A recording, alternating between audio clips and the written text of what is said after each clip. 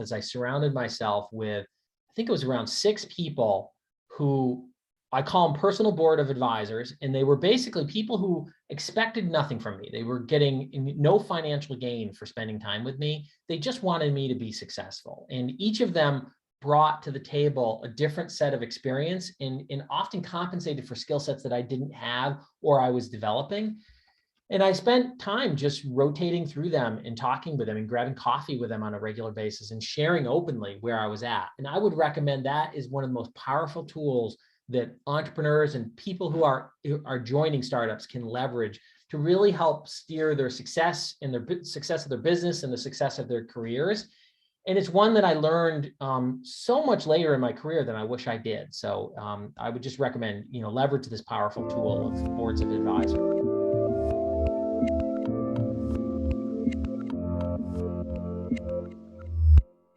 Hey everyone, this is Devin Miller here with another episode of the Inventive Journey. I'm your host, Devin Miller, the serial entrepreneur that's grown several startups into 7- and 8-figure businesses, as well as the founder and CEO of Miller IP Law, where we help startups and small businesses with their patents and trademarks. If you ever need help with yours, just go to strategymeeting.com. We're always here to help. Now, today we've got another great guest on the podcast, Joe Kinsella. And as a quick introduction to Joe, so he grew up in central New York.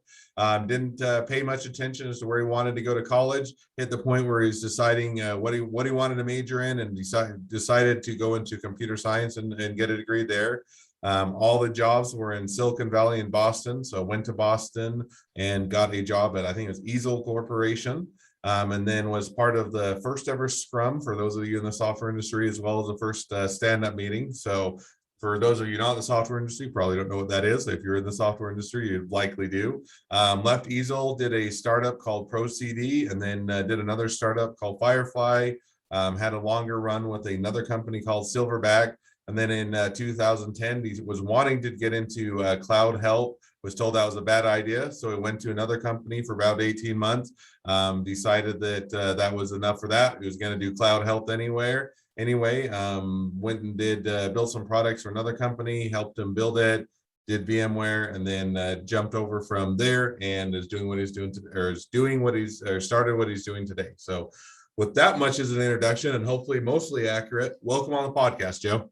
Thank you, Devin. And it sounds so much easier hearing my career from your words instead of how I lived it. Well, I take a much longer journey and a much longer career, and I condense it into 30 or 40 seconds. And so it makes my job easy, but it doesn't do the story justice. So with that, let's unpack your journey just a bit more. So tell us a little bit about how your journey got started in central New York. Yeah, so it sounds great. Yeah. So I growing up, I really had one passion, which was baseball. And I found a second passion when I was 11 years old. My dad came home with a personal computer. It was a Apple II, and dropped it on a desk, and I started playing with it and suddenly realized that it just, it was like a creative spark went off, and I realized just the potential of what I could do in my mind with a computer. And that really started, I think, my lifelong passion of both writing software, but maybe more importantly, building products. And so from there, I actually, continued to write code and spend a substantial amount of time around computers. And the funny story of my early career was I didn't really think much about what I was going to college for. And so like my default answer, if someone asked me, was I was going to be an aerospace engineer. And when my dad asked me when it came time in my junior year, I just, spouted out aerospace engineer. And he's like, well, what about computer science? And I honestly had never heard of computer science as a major. And so in the end, I ended up going off to school for computer science, but it was something that, shortly before that, I had no idea that was the trajectory my life was going to take. Now, one question, just a bit out of curiosity. So you say aerospace engineer, was that just kind of picked out of a hat, random? This one sounds like a cool major, so that's what I'll tell everybody. Or what made you decide to go to aerospace, or originally say aerospace engineer? So as a young kid, I was a bit of a space geek. So I was, I used to gather everything I could on all the different explorations of planets that were happening at NASA. And I used to, I actually used to talk with somebody who worked at one of the jet propulsion laboratories She lived in my hometown, and she would share data that came out of some of the JPL satellite missions. And so I just always assumed that would be the direction my career would take. So now, so you get in there and say, okay, this is where originally I'm going to take, and then you say, okay, maybe I don't know if I actually want to be an aerospace engineer, jumped over to computer science and went down that route. Now, as you're doing computer science, you're coming out of school. And I think when we talked a little bit before, you're saying, hey, I can either go to Silicon Valley or go to Boston. At least at that time, that's kind of where the jobs were, or where the opportunities were. So then how did you decide where you're going from there? Yeah, so when I landed in Boston, it was during a recession. Believe it or not, there was a time in the past when it was hard to get a job as a software engineer. That may be hard for most people to believe, but I had trouble finding my first job, which is it was definitely an employer market at the time. And so I'd moved to Boston, and I was looking for a job, and and I almost gave up and headed back to Central New York. I think I'd spent 2 weeks looking for a job unsuccessfully. And I finally got offered a job from this company called Easel Corporation, which, as you mentioned in the intro, one of the odd historical facts of my career is that I was a member of the very first Scrum team. So people in the technology industry know what agile methodologies are, and probably are familiar with scrums and stand-ups. And I didn't know at the time that was the path I was going on. I just happened to be right time, right place, with a really interesting group of engineers that decided to do things differently in the industry. And so that was my first job. It got me started in the tech industry. It made me realize that I could actually make a living by writing software, which at the time, I remember as a 22-year-old, was just a unbelievable concept to me, that someone would actually pay me for doing what I was doing for free when I was 11 years old. So I was really happy. And I think at that point in time, I think I had ruminating like this drive in the back of my head that I wanted to start companies, but I was just satisfied at that initial job just to have the opportunity to build great software products. No, and I think that, hey, if you can find something that, one, will suit your passions or something that you enjoy, and two, they'll pay you for it, that's a pretty good combination. So that's awesome that you were able to find that and be part of some of the initial, things that are probably much more ubiquitous in the software industry now, which are scrums and stand-up meetings and everything else. And so sounds like it was a great opportunity. So now you went and worked with Easel for a period of time. Now, what made you decide to leave Easel and go to the kind of more of the first startup, which was the Pro CD that you went and worked for? Yeah, that's right. Yeah. So when I joined Easel, it was right on the cusp of an IPO. So it had been a startup, but was no longer a startup. And so I think what happened is, over the years, the company ended up in really strong competition with competitors in its market, and then with Microsoft as well. And so I think over time, the company really struggled and reached a point where revenue started to decline, and the company started to go through layoffs. And I reached this point. I was with the company over 4 years, and I remember just waking up one day and just realizing that I'd become kind of disillusioned with the company over the last couple of years I was with it. And I woke up one day and just realized that the company still had a great core. It still had this tremendously group of talented people, but I had changed, and it was really time for me to go do my next thing. And part of what I saw as issues with the company was me really hanging on to staying at this first company I was at too long. And so I decided to go off and do the first of several startups. I did a company called ProCD, which ended up acquired by Axiom, which is a big data provider based out of, I think, Arkansas. And that was a interesting company. It was all consumer-based software. It was a very big change from what I was actually doing at Easel, which was really development tools. And that kind of set me on this path of startups. And it was one of the things I think I realized later in my career, that I found myself more comfortable in startups than anywhere else that I could be. I like the clean whiteboard. I like the hard problems that are unknown. And I really like the engagement with customers and trying to figure out how to deliver repeatable value to them that they really cared about. No, and I think that makes sense. And, it's interesting, as businesses evolve, sometimes, even the founders are getting to the point of saying, hey, this is a great company. I don't know that it's not, but it's not what I want to do anymore. It's, not, it's going in a different direction. And I think that happens from all the way from people that come on later to people that are the founders, and you're saying, okay, this is a great company, but I want to go do something else. So you went to ProCD, went and worked for a startup, and kind of, no, I don't remember, how long were you there? And then what made you go on to the next startup? Because you did ProCD for a period of time, and then you did Firefly, and then you did Silverback, which I think were all startup or kind of startup companies. So Mike, what made you kind of progress through those various startups? That's right. So when I was at ProCD, we reached a point where we were actually acquired by Axiom, and at that point in time, it just seemed like a good time to look at my next thing. And so it also coincided with the emergence of the internet boom. So that was the very early internet boom. This would have been around maybe 95, 96, somewhere in that time frame. And so I decided that's the direction I needed to head. That was the next big thing. And I had some experience, which is I built out some interesting internet-based solutions at ProCD, and I figured I could transfer that over to what I would do next. And so I found this spin out of the MIT Media Labs called Firefly, which is a company that no one remembers today, but would probably maybe second or third to Easel Corporation, was one of the highest density of talents that I've ever worked with at a company. In fact, Firefly has one little footnote in history, which is if you read any biography of Amazon, you'll often see Firefly mentioned as one of the early recommendation engines that Amazon used in its very early days in the 90s. And I had a relatively short run there. I built out some really big back-end distributed systems, thoroughly enjoyed it, and just reached a point where I just realized what I wanted to do was work for myself. And by that point in time, I had really acquired a deep expertise in how to build big distributed systems that could support high traffic at a time when everybody in the world seemed to be looking for somebody who could actually help them build high traffic websites. So at that point in time, I rolled out and I started my own consulting company, which actually led to Silverback, which is I ended up at the end of the dot-com boom. I ended up closing down my consulting company to go join one of my clients, which was Silverback Technologies.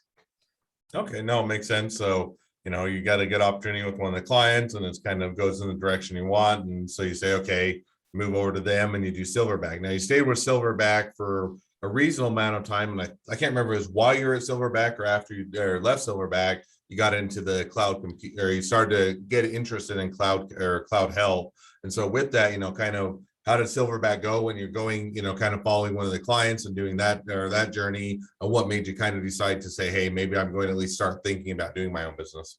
Yeah, that's right. I think I would say I joined Silverback. It was really my first true foray into the infrastructure market, which is, some people call it infrastructure management or IT management. And including the time post-acquisition, it was probably a decade of my career spent in that space, which made me a deep expert in the area of infrastructure management.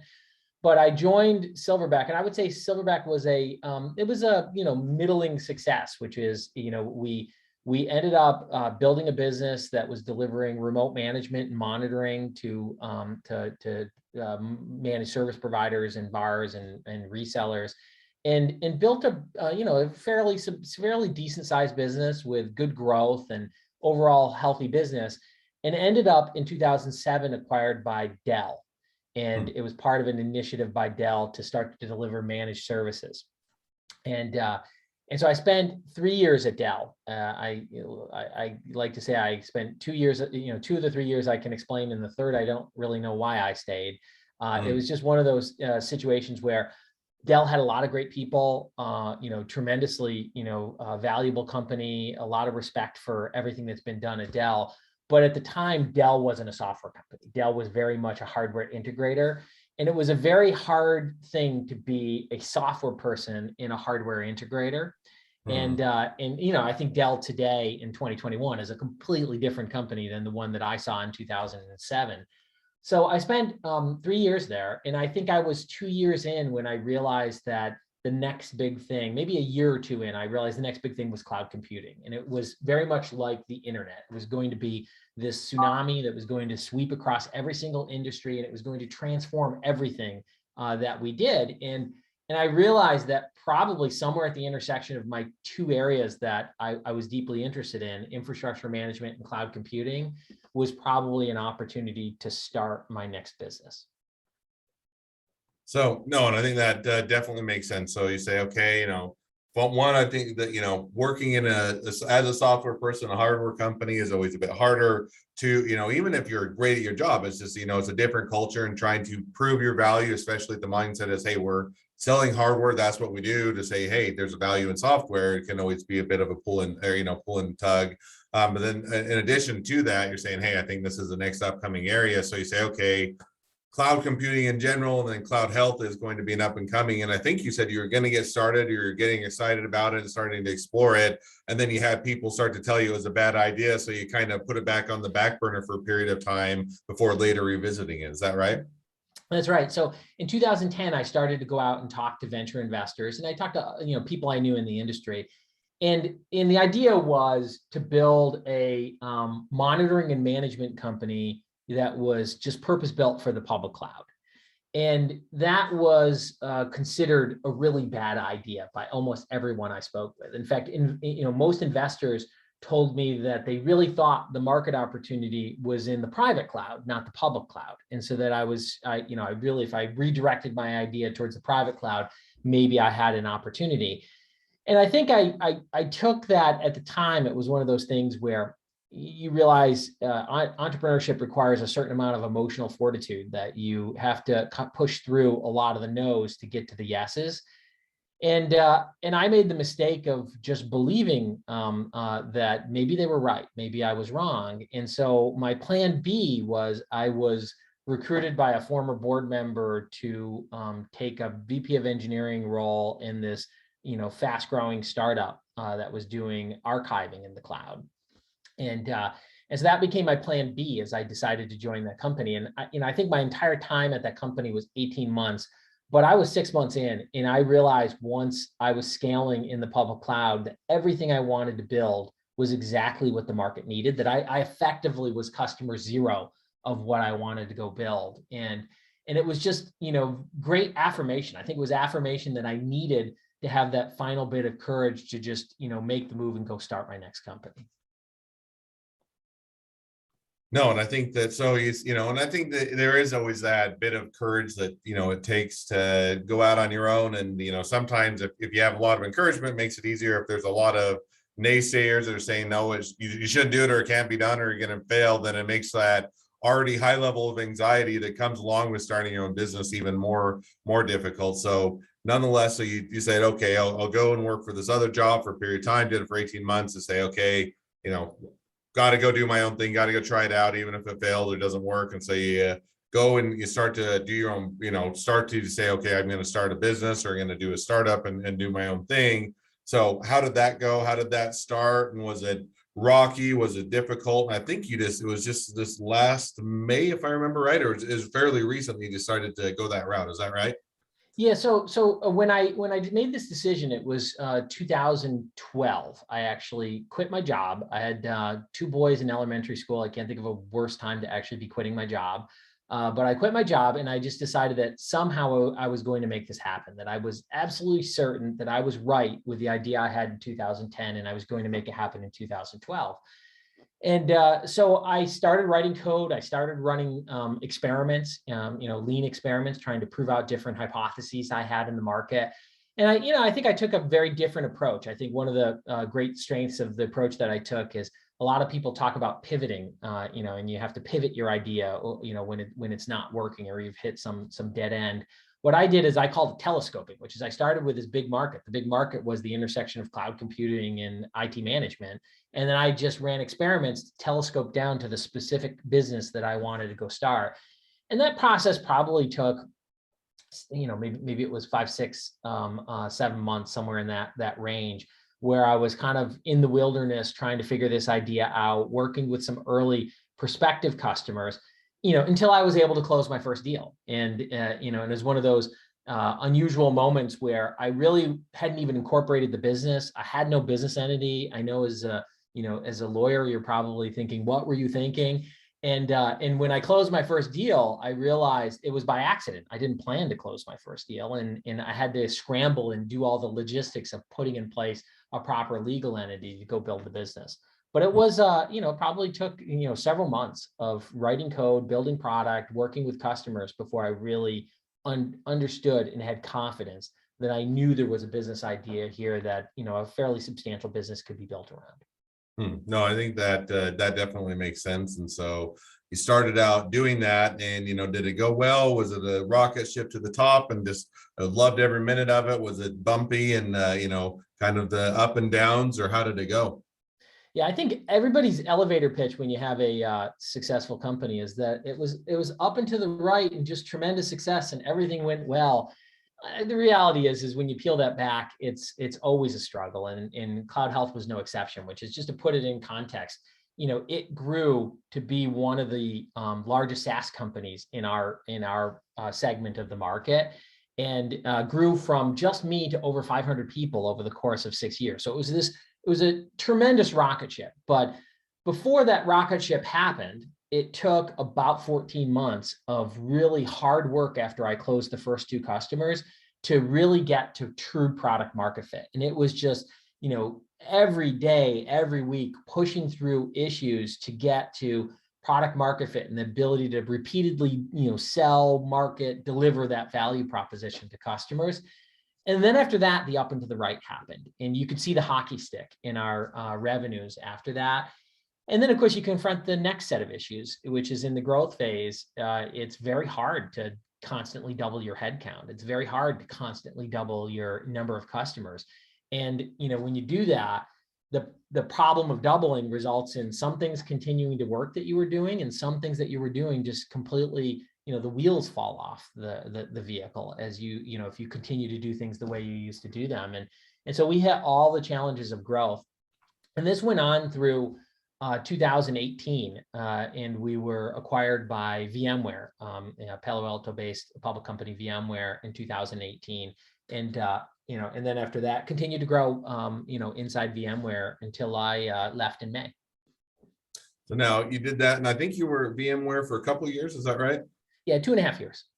So now you grow that business, gets acquired by VMware, and that's always in quotes the dream, right? You get acquired by a big business, you make a ton of money, and you go buy your island in the Caymans, and then you're retired for forevermore, and you don't have to worry about life because you made your exit, which is again not probably the reality for most businesses. Not that you can't make an exit and it can't go well, but there's definitely a story after that of what you do once you make an exit. So you get acquired by VMware, you work for them for a couple of years, and then what made you decide, okay, I'm gonna leave VMware, kind of go back out on my own, do this again, go through the craziness of starting a new business, and how did you decide what you were going to do? And I know that was a whole bunch of questions, but kind of fill us in. Right. What happened as you were leaving VMware, what made you decide to do it, and how it's gone.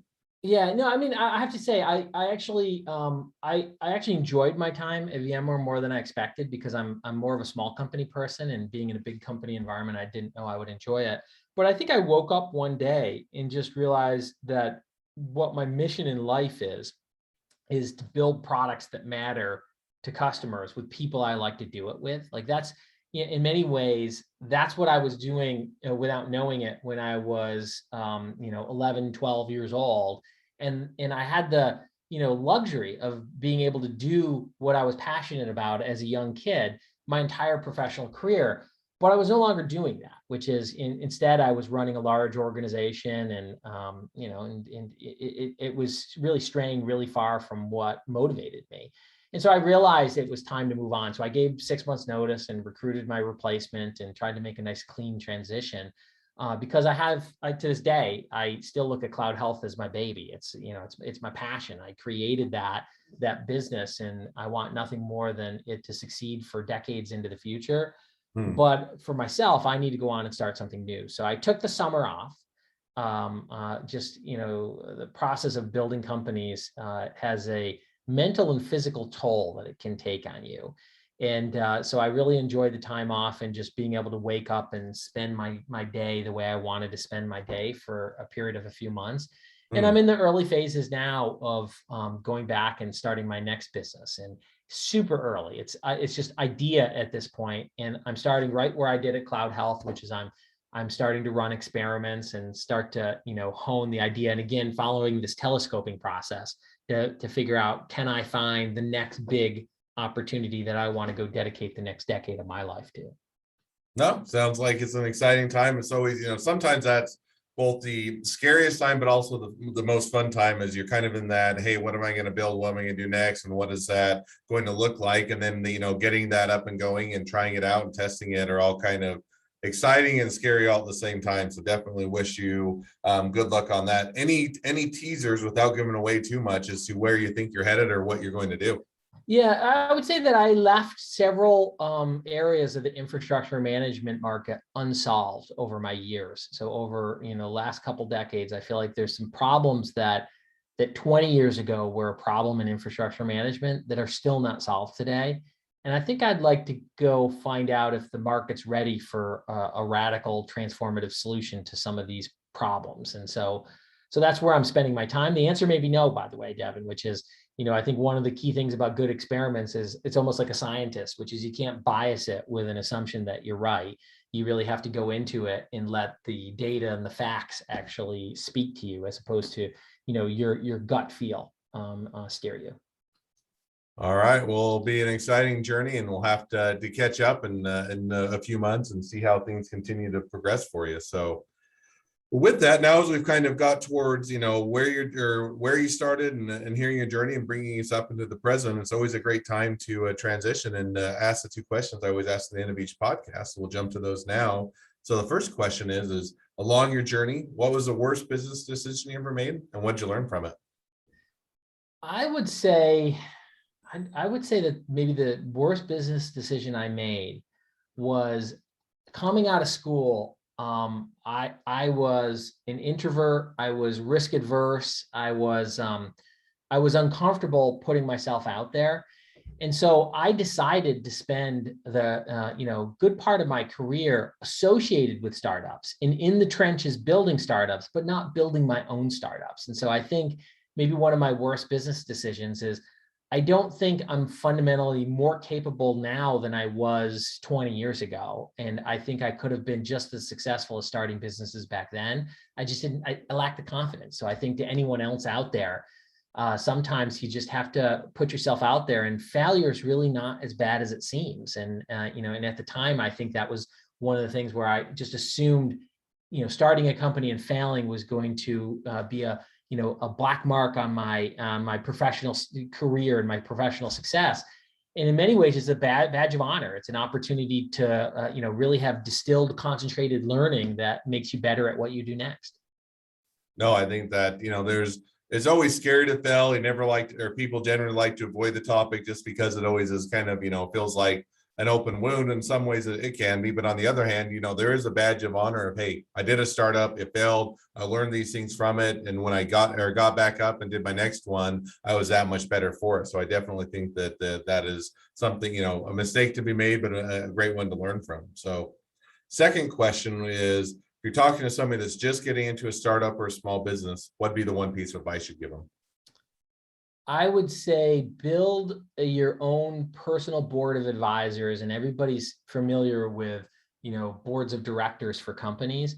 But I think the smartest thing I did with Cloud Health is I surrounded myself with, I think it was around 6 people who I call them personal board of advisors. And they were basically people who expected nothing from me. They were getting no financial gain for spending time with me. They just wanted me to be successful. And each of them brought to the table a different set of experience and often compensated for skill sets that I didn't have or I was developing.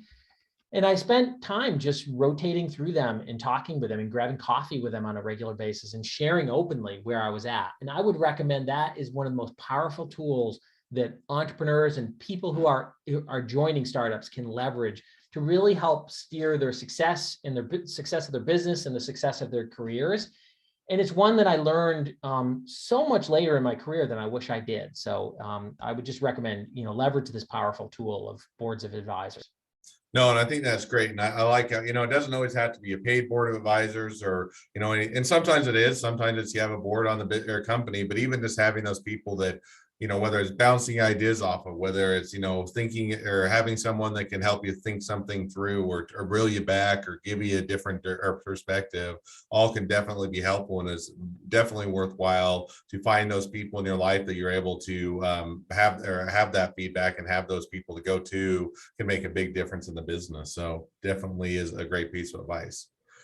Well, as we wrap up, if people want to reach out to you, they want to be for the new business, as you get it up and going, customer or client, they want to be an investor, maybe they want to be your first employee, they want to be your next best friend, any or all of the above, what's the best way to reach out to you, contact you, find out more? Great. So you will find everything I'm thinking if you go to joekinsella.me, which is I tend to post whatever is interesting me, both on the personal side and professional side there. And it also has my full contact information, including my email as well as my mobile number. All right. Well, I definitely encourage people to reach out to you, contact you, find out more, and maybe make a new best friend. So with that, thank you again for coming on the podcast. It's been it's been a pleasure. Now, for all of you that are listeners, if you have your own journey to tell and you'd like to be a guest on the podcast, we'd love to have you. So feel free to go to inventiveguest.com, apply to be on the show. A couple more things, make sure to like, make sure to subscribe, make sure to share, because we want to make sure everybody knows about this awesome episodes that we are able to share great journeys with. And last but not least, if you ever need help with patents, trademarks, or anything else with your business, feel free to go to strategymeeting.com, grab some time with us to chat. Well, thank you again, Joe, for coming on the podcast, and wish the next leg of your journey even better than the last. Thank you, Devin. Appreciate it.